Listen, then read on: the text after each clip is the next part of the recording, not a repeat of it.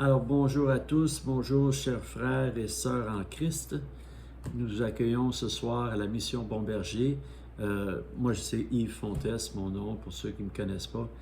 Écoutez, je dois vous communiquer quelques changements dans la mission Bon Berger. C'est que vous ne verrez plus de prédication en tant que telle, parce que nous avons choisi de répondre aux questions à mesure que nous partageons la parole, puisque nous avons plusieurs nouveaux dans notre assemblée et nous avons besoin de prendre soin d'eux et de répondre aux questions sur le champ. Alors c'est pour ça que nous avons choisi de faire des petites capsules de 5 à 10 minutes avec des sujets de toutes sortes de sujets bibliques, bien entendu, mais surtout dans l'encouragement, encourager. Ce qu'on veut faire, c'est encourager les gens à marcher en nouveauté de vie et avoir la victoire, parce qu'on est appelé à être victorieux en Christ. Alors, ce soir, c'est un sujet qu'on ne parle pas souvent, et c'est dans le but de vous votre regard soit sur le prix. Vous savez, la vie chrétienne, c'est une course et c'est un marathon et il faut tenir ferme. Et alors, le Seigneur nous dit qu'il y a des récompenses. Et quelques-unes de ces récompenses sont sous la forme de couronnes. On parle de 5 couronnes. Alors, 5 couronnes qui sont atteignables par tous. Et alors, on va passer à travers ces couronnes-là, et avec des versets bibliques à l'appui. Vous pouvez aller voir plus tard, je ne les lirai pas tous, mais vous pouvez aller voir. Alors, les 5 couronnes, premièrement, nous avons la couronne de vie. La couronne de vie, elle est discernée à ceux qui persévèrent dans la foi, et surtout ceux qui persévèrent dans la persécution. Et vous savez, aujourd'hui, il y a beaucoup de persécutions dans les pays asiatiques, comme la Chine, comme la Corée du Nord, et aussi au Nigeria. Vous avez sûrement entendu parler, beaucoup de persécutions au Nigeria, dans le pays d'Afrique, le nord de l'Afrique. Alors, un petit peu partout dans notre monde, il y a des persécutions. Et même ici, vous savez, avec maintenant les lois, les discours haineux, vous allez voir, les chrétiens vont être ciblés. Alors, nous allons vivre la persécution. Et le Seigneur nous le dit, si lui l'a vécu, nous aussi allons le vivre. Alors, il faut se préparer pour ça. Et il faut tenir ferme et persévérer dans la persécution et dans la défense de notre foi. Et ça, vous pouvez aller trouver ça dans Jacques 1, verset 12 et Apocalypse 2, verset 10. Alors ça, c'était pour la couronne de vie. Maintenant, la couronne de joie. La couronne de joie obtenue par les croyants qui sont un sujet de joie pour les autres et à travers leur foi et leur fidélité. Alors, vous savez, quand on voit un croyant qui marche solidement, qui a victoire sur sa chair et qui encourage les autres, et j'ai juste un paquet de joie. Combien on se réjouit d'avoir des gens comme ça autour de nous qui nous accompagnent dans notre marche, parce que c'est toujours bon de voir quelqu'un de joyeux, on peut se joindre à lui et puis on peut être joyeux avec. Et la parole nous dit, réjouissez-vous toujours dans le Seigneur. Hein? Toujours dans le Seigneur. Alors, ça, c'est la couronne de joie. Et ça, vous allez trouver ça dans 1 Thessaloniciens, chapitre 2, verset 19. Et aussi, on en mentionne dans Philippiens, chapitre 4, verset 1 aussi. Alors, Thessaloniciens 2, 19 et Philippiens 4, 1. Alors, maintenant, nous avons la couronne de justice. La couronne de justice. La couronne de justice réservée à ceux qui attendent ardemment le retour de Christ. Attendons-nous ardemment le retour de Christ. Moi, je l'attends, oui, je l'attends. Bien que je veux que le plus de gens soient sauvés et que j'aime bien parler du Seigneur aux gens, j'attends ardemment le Seigneur. Seigneur, viens, comme la chanson. Come, Jesus, come. Viens, Jésus, viens. Oui, je l'attends ardemment. Et ça, c'est la couronne de justice. Et vous trouvez ça dans 2 Timothée 4, verset 8.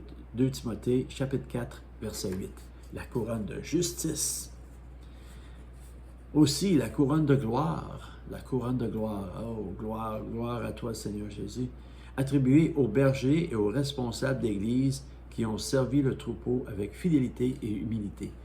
Alors, on trouve des anciens, on trouve des pasteurs, on trouve des diacres, on trouve des gens qui s'occupent des gens dans les assemblées. Ça les comprend aussi. Ceux qui servent le troupeau, hein, ceux qui servent les brebis, ceux qui prennent soin des brebis. Alors, la couronne de gloire les attend. Bien entendu, c'est les servir avec fidélité et humilité. Hein? Servir avec fidélité et humilité comme le Christ nous a servi. Vous savez, quelque chose qui me frappe beaucoup, c'est Jésus qui a lavé les pieds de ses disciples le soir, à la veille du repas, du dernier repas. Il a lavé les pieds de ses disciples. Imaginez, le Dieu fait chair lave les pieds de ses disciples. Est-ce qu'on a une marque plus de fidélité et d'humilité que celle que Christ nous a laissée? Alors, marchons et servons avec fidélité et humilité pour cette couronne de gloire. Hein? Nous avons aussi la couronne incorruptible. Toujours un peu de misère avec ce mot-là. La couronne incorruptible. Cette couronne est mentionnée en lien avec la course du croyant. La course du croyant, comme je disais au départ, la course du croyant, c'est un marathon.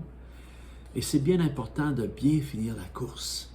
Vous savez, dans la vie nous donne toutes sortes d'embûches. On n'est pas toujours sur nos deux pattes, comme on dirait en bon québécois. Et des fois, on est atteint par certaines choses et des faiblesses et tout ça. Et le péché, on doit se demander pardon, on doit se repentir. Mais ce qui est important, c'est de bien finir la course. Oui. Attachons-nous de plus en plus au Seigneur et restons proches de lui. Développons cette intimité qui est si précieuse, d'avoir l'intimité avec Jésus-Christ, car vous savez, Jésus aime l'intimité. Il aime le service, il aime la repentance, il aime toutes ces choses-là, mais il veut une intimité avec nous. Et c'est pour ça qu'il est venu à la croix. C'est pour ça qu'il est mort à la croix, pour rétablir cette intimité entre nous, l'homme, et le Père. Comme au début dans le Jardin d'Éden.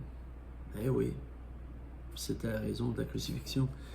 Alors, la couronne incorruptible, en lien avec la course du croyant, symbolisant la victoire finale sur le péché. Yes, la victoire. Marchons victorieusement. Et ça, vous allez trouver ça dans 1 Corinthiens, chapitre 9, verset 25. Alors, chers frères et sœurs, c'était tout pour ce soir. J'espère que vous avez apprécié et je vous encourage d'aller voir dans les Écritures, d'aller relire ces choses-là. Et le Seigneur va nous encourager et dire, regarde, j'ai des couronnes pour toi. Marche en nouveauté de vie. Viens vers moi. Relève-toi.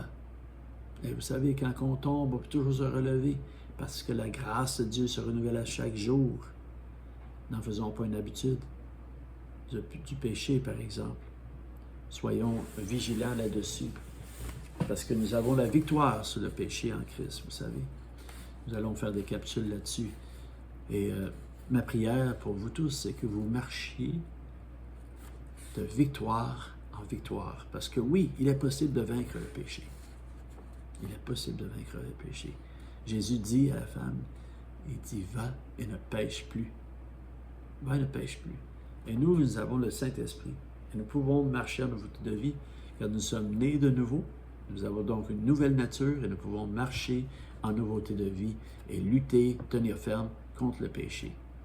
Alors, c'était mon encouragement pour ce soir. Alors, merci d'être parmi nous. Nous allons vous revenir très bientôt. J'ai comme projet de le faire au moins 2 fois semaine. Alors, bienvenue à vous et que la gloire soit à notre Seigneur Jésus-Christ pour les siècles et des siècles. Amen.